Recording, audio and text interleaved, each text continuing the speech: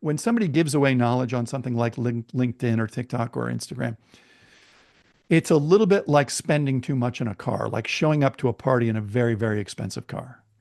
It demonstrates I have so much I can waste it on this. So it's a kind of a flex, but it's a generous one. In the pursuit of building personal brands, because every entrepreneur needs to build a personal brand. How do you leverage storytelling and creating those kinds of connections without making yourself look like a self-aggrandizing windbag? And I feel that you've answered a great part of that question. And is there more that you can add to that? Yeah. So when a personal brand means that when somebody searches you out on Google or DuckDuckGo or Perplexity or ChatGPT or any, when they look for you on Facebook and Instagram and Clapper and Substack, and in other words, you are discoverable. And when they discover you, what do they find? Guess what? That's your brand. Is what do they find when they look for you? It is the perfume in the air that you have left after you have walked out of the room.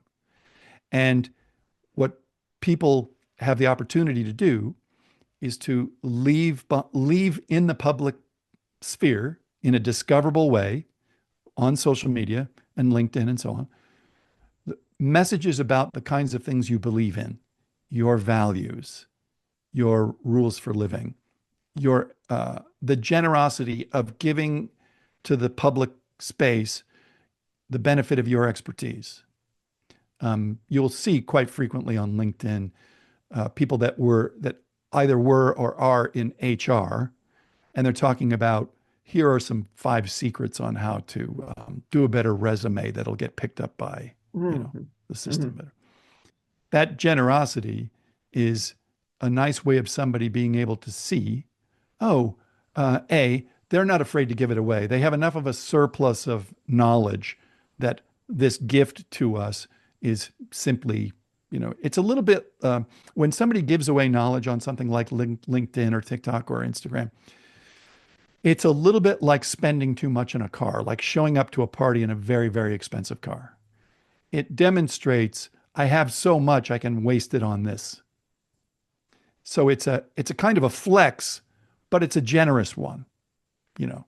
So when you were talking about how do you create a personal brand that's not self-aggrandizing, when you're talking about values by celebrating somebody you admire or the story of a business that you think is very encouraging and gives you a sense of hope, and when you talk about the green shoots in a dark moment, like you don't talk about how bad things are, you talk about the ways out of a bad situation.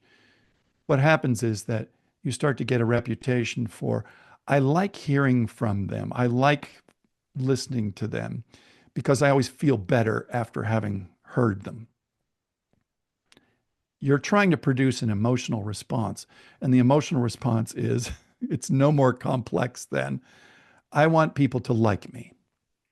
Life gets so much easier when people like you. Oh, sure does. I've I experienced think both. we've I'm all sure you have witnessed, too. yeah, we've all witnessed um, how how badly you can affect the stock price of your company if you behave like a douche in the public space. So whether that is you have a the accumulated tinder of a lot of sexual harassment cases at your company, like or you have demonstrated that you have no problem throwing other people under the bus. That to blame other people for your problems, it does not leave a good taste in people's mouths. And so this is why I say, like, but when you behave well, when you behave ethically, when you celebrate values that are generous, when you are, you know, this young gal that used to work for me, and we would go do that radio theater. What I loved about her was how unafraid she was to throw herself into the assignment. She enjoyed that they enjoyed it. Her Mm-hmm. her show business and energy was because she liked the reaction she got. And that kind of generosity of spirit is a great thing to leave in the marketplace as a personal brand, is that you enjoy it when other people thrive. You take your pleasure in being of some benefit to people.